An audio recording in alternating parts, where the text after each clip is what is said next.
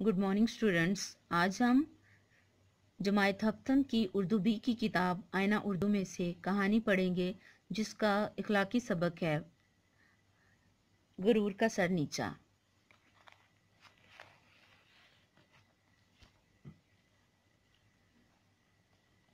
एक खरगोश और कछुआ।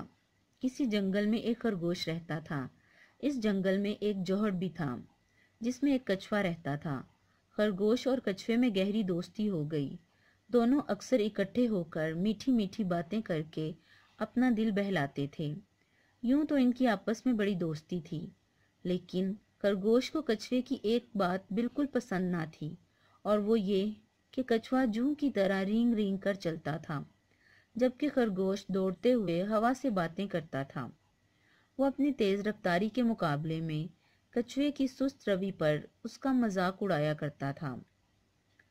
कछुआ कुछ अरसा तो खरगोश का मजाक बर्दाश्त करता रहा, लेकिन आखिर उसे भी अपनी इज्जत का ख्याल था। एक रोज इसने तंग आकर खरगोश को अपने साथ दौड़ लगाने का चैलेंज दे दिया। खरगोश कछुए की बात सुनकर खूब हंसा और फिर से इसका मजाक उड़ाने लगा, लेकिन कछुआ बोला, यार मैं संजीदा हूँ, दौड़ में मेरा मुकाबला कर लो, फिर देखेंगे कौन जीतता है और कौन हारता है।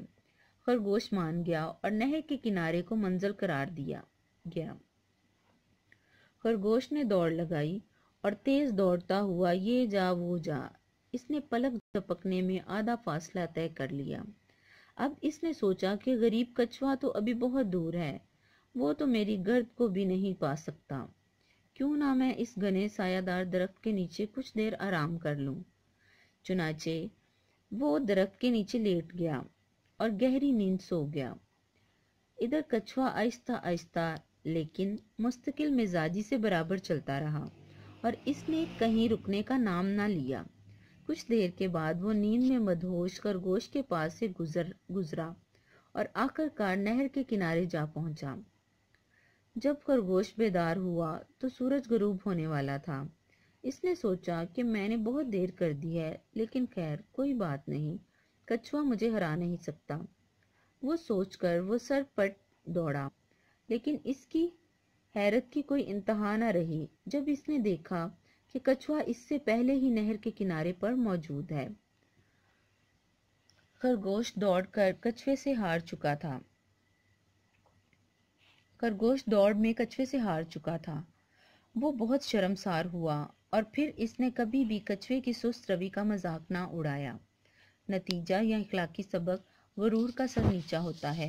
प्यारे बच्चों, ये कहानी जो है जो हमने पढ़ी कछुआ और खरगोश, इसमें हमने देखा कि खरगोश को अपनी तेज रफ्तार पर बहुत गुरूर था, लेकिन कछुआ जो कि सुस्त रो था, उसने अपने दिल में इरादा किया।